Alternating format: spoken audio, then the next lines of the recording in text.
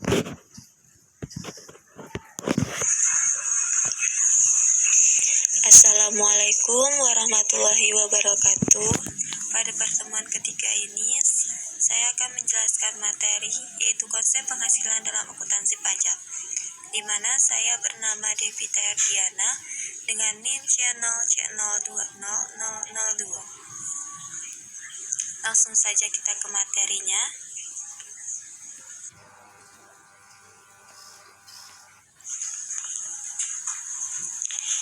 Definisi pajak penghasilan. Pajak penghasilan adalah pajak yang dikenakan atas objek pajak penghasilan sebagaimana diatur pada Undang-Undang Pajak Penghasilan. PPh atau pajak penghasilan adalah pajak yang dikenakan kepada orang pribadi atau badan atas penghasilan yang diterima atau diperoleh dalam suatu tahun pajak.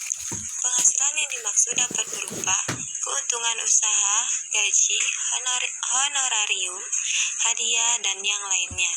Pajak penghasilan sesuai PSAK nomor 46 bertujuan mengatur perlakuan akuntansi untuk pajak penghasilan, yaitu cara mempertanggungjawabkan konsekuensi pajak pada periode berjalan dan periode mendatang yaitu nilai tercatat aset yang diakui pada neraca perusahaan atau pelunasan nilai tercatat kewajiban yang diakui pada neraca perusahaan.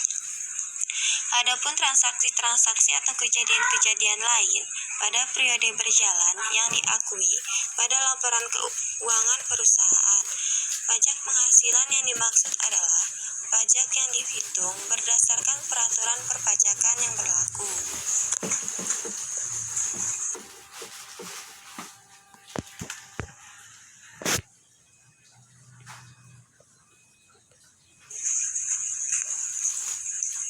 Selanjutnya ada materi penghasilan sebagai objek pajak penghasilan. Dalam pasal 4 ayat 1 Undang-Undang Pajak Penghasilan, penghasilan merupakan setiap tambahan kemampuan ekonomi yang diterima atau diperoleh wajib pajak atas seluruh penghasilan. Undang-Undang Pajak Penghasilan mengandung prinsip perpajakan atas penghasilan dalam pengertian yang luas atau basis luas broad base, yaitu pajak dikenakan atas setiap tambahan kemampuan ekonomi yang diterima atau diperoleh wajib pajak dari manapun asalnya yang digunakan untuk konsumsi atau menambah kekayaan wajib pajak. Pajak penghasilan merupakan sebuah kewajiban bagi perorangan yang sudah memiliki penghasilan ataupun sebuah badan usaha yang diterima selama 1 tahun pajak seperti pada perusahaan. Contohnya dalam hal pengelolaan barang dan jasa. Dalam pajak penghasilan, fokus utama yang menjadi objek pajak adalah penghasilan, yakni setiap tambahan dari kemampuan ekonomi yang diterima dan diperoleh wajib pajak, termasuk yang berasal dari Indonesia maupun luar Indonesia.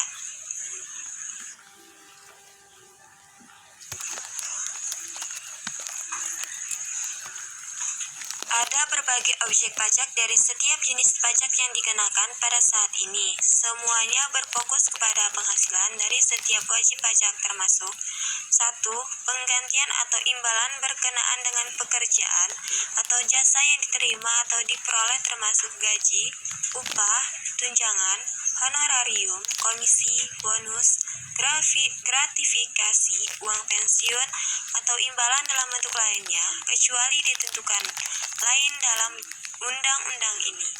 2.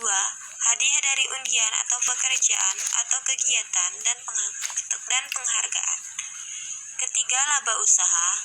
4. Keuntungan karena penjualan atau karena pengalihan harta termasuk keuntungan karena pengalihan harta kepada perseroan, persekutuan, dan badan lainnya sebagai pengganti saham atau penyertaan modal.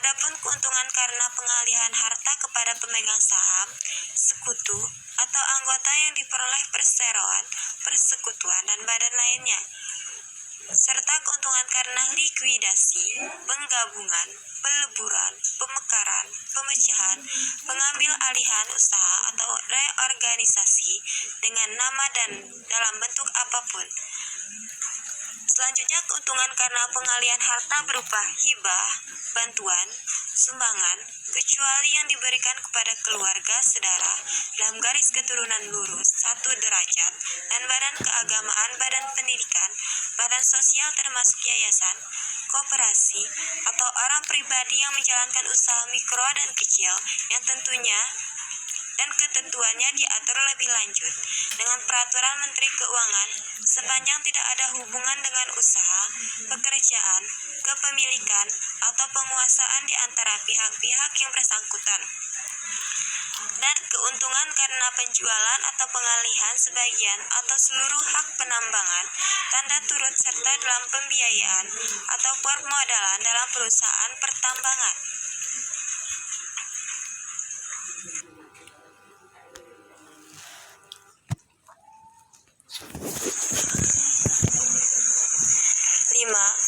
Penerimaan kembali pembayaran pajak yang telah dibebankan sebagai biaya dan pembayaran tambahan pengembalian pajak. 6. Bunga termasuk premium, diskonto, dan imbalan karena jaminan pengembalian utang. 7. Dividen dengan nama dan dalam bentuk apapun, termasuk dividen dari perusahaan asuransi kepada pemegang polis dan pembagian sisa hasil usaha koperasi. 8. Royalti atau imbalan atas penggunaan hak. 9. Sewa dan penghasilan lain sehubungan dengan penggunaan harta. 10. Penerimaan atau perolehan pembayaran berkala. 11. Keuntungan karena pembebasan utang, kecuali sampai dengan jumlah tertentu yang ditetapkan dengan peraturan pemerintah. 12. Keuntungan selisih kurs mata uang asing. 13. Selisih lebih karena penilaian kembali aktiva. 14. Premi asuransi. 15. Iuran yang diterima atau diperoleh perkumpulan dari anggotanya yang terdiri dari wajib pajak yang menjalankan usaha atau pekerjaan bebas. 16.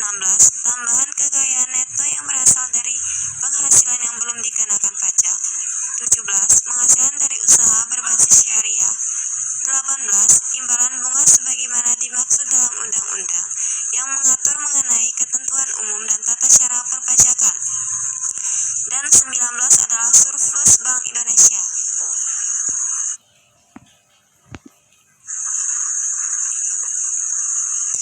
Selanjutnya, materi penghasilan dapat dikenai pajak bersifat final.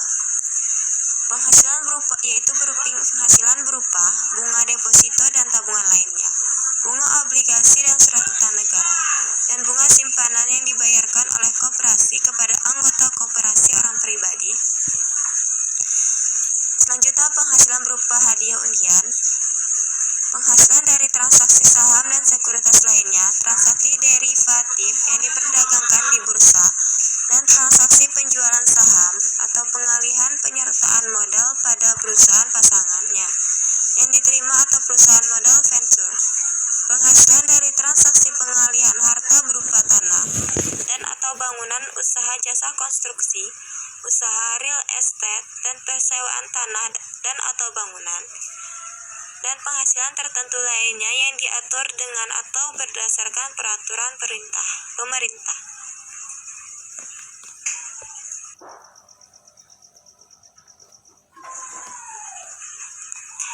Selanjutnya, materi penghasilan bukan sebagai objek pajak penghasilan. Menurut Undang-Undang PPh Pasal 4 Ayat 3, penghasilan yang dikecualikan dari objek pajak penghasilan adalah 1. Bantuan atau sumbangan termasuk zakat yang diterima oleh badan amil zakat atau lembaga amil zakat yang dibentuk atau disahkan oleh pemerintah dan yang diterima oleh penerima zakat yang berhak atau sumbangan keagamaan yang sifatnya wajib bagi pemeluk agama yang diakui di Indonesia, yang diterima oleh lembaga keagamaan yang dibentuk atau disahkan oleh pemerintah dan yang diterima oleh penerima sumbangan yang berhak, yang ketentuannya diatur dengan atau berdasarkan peraturan pemerintah. 2. Harta hibah yang diterima oleh keluarga saudara dalam garis keturunan lurus 1 derajat, badan keagamaan, badan pendidikan, badan sosial termasuk yayasan, koperasi atau orang pribadi yang menjalankan usaha mikro dan kecil, yang ketentuannya diatur dengan atau berdasarkan peraturan Menteri Keuangan, sepanjang tidak ada hubungan dengan usaha, pekerjaan, kepemilikan, atau penguasaan di antara pihak-pihak yang bersangkutan. Ketiga, ada warisan. Keempat, harta termasuk setoran tunai yang diterima oleh badan sebagaimana dimaksud dalam pasal 2 ayat 1 huruf B sebagai pengganti saham atau sebagai pengganti penyertaan modal. 5. Penggantian atau imbalan sehubungan dengan pekerjaan atau jasa yang diterima atau diperoleh dalam bentuk natural dan atau kenikmatan dari wajib pajak atau pemerintah, kecuali yang diberikan oleh bukan wajib pajak. Wajib pajak yang dikenakan pajak secara final atau wajib pajak yang menggunakan norma penghitungan khusus limit profit sebagaimana dimaksud dalam pasal 15. 6. Pembayaran dari perusahaan asuransi kepada orang pribadi sehubungan dengan asuransi kesehatan, asuransi kecelakaan, asuransi jiwa, asuransi dwiguna, dan asuransi beasiswa.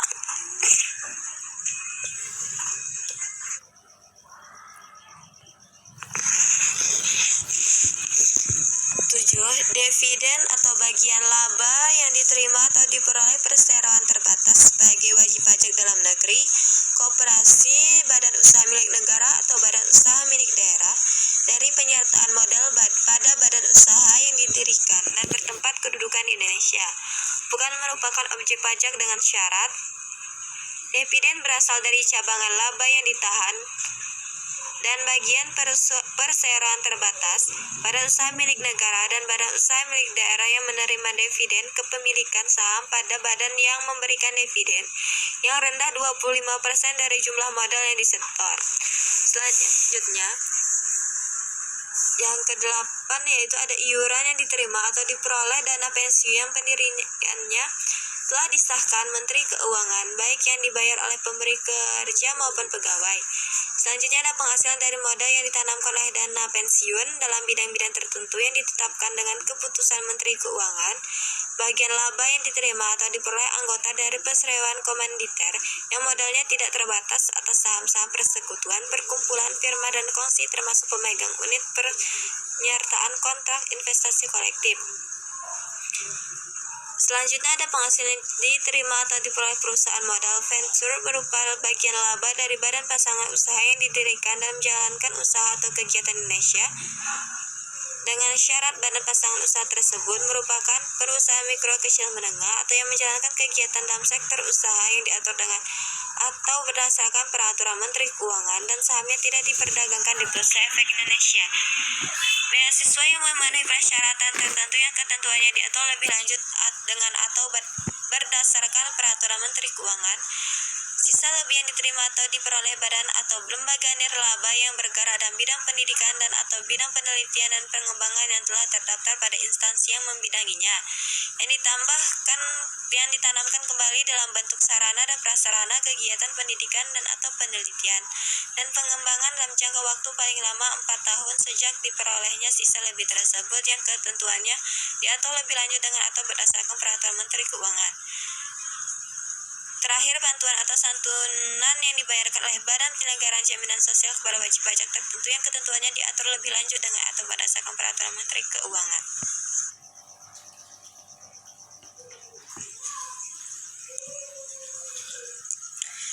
Selanjutnya, jenis-jenis pajak penghasilan. Pajak penghasilan Pasal 21 PPh 21 berdasarkan peraturan Direktorat Jenderal Pajak PER 32 PJ 2015. Pajak penghasilan pasal 21 adalah sebuah pajak yang dikenakan pada penghasilan berupa gaji, upah, honorarium, tunjangan, dan pembayaran lainnya dengan nama dan dalam bentuk apapun sehubungan dengan pekerjaan atau jabatan, jasa, dan kegiatan yang dilakukan oleh orang pribadi sebagai subjek pajak dalam negeri. Yang kedua, pajak penghasilan pasal 22 PPh 22. Pajak penghasilan pasal 22 dikenakan kepada badan usaha baik milik negara atau milik swasta yang memiliki usaha dalam bidang ekspor impor dan juga penjualan barang mewah. Pihak yang dipungut PPh pasal 22 yaitu badan pemerintah pusat atau daerah dan juga lembaga pemerintah yang berhubungan dengan pembayaran atas penyerahan barang, badan-badan tertentu seperti badan pemerintah dan juga badan swasta yang berhubungan dengan kegiatan pada bidang ekspor dan impor, yaitu wajib pajak tertentu yang melakukan penjualan barang mewah. Selanjutnya ada pajak penghasilan pasal 23 PPh 23. Pajak ini dikenakan kepada penghasilan atas penyerahan jasa, hadiah, royalti, dan lainnya selain yang telah dipotong oleh PPh pasal 21. Untuk tarifnya akan dikenakan atas nilai DPP dari penghasilan. Pada PPh ini dibagi dua jenis tarif yang akan dikenakan, yaitu 15% dan 2% tergantung pada objeknya. Contohnya seperti imbalan jasa, maka akan dikenakan tarif sebesar 2%.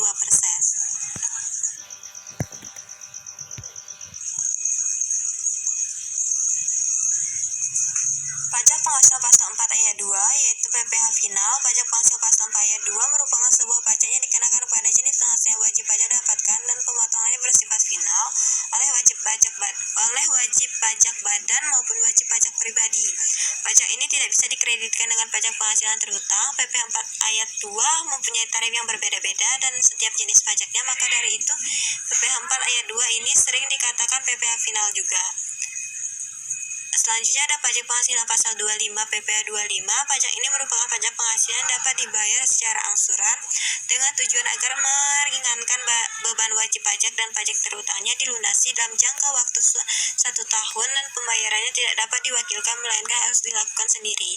Pajak penghasilan pasal 26 PPh 26. Pajak penghasilan pasal 26 dikenakan kepada wajib pajak yang berasal dari luar negeri yang dipotong oleh badan usaha di Indonesia berupa penghitungan transaksi gaji, bunga, dan sejenisnya yang merupakan bentuk usaha tetap BUT di Indonesia. Pajak penghasilan pasal 29 atau PPh pasal 29 merupakan PPh kurang bayar dalam SPT tahunan PPh yang dihasilkan dari nilai pajak terhutang dikurangi dengan kredit PPh, yaitu PPh 21, 22, 23, dan 24. Selanjutnya ada pajak penghasilan pasal 15. PPh pasal 15 dikenakan kepada wajib pajak yang mempunyai usaha di bidang penerbangan, pelayaran, dan bisnis pengeboran minyak.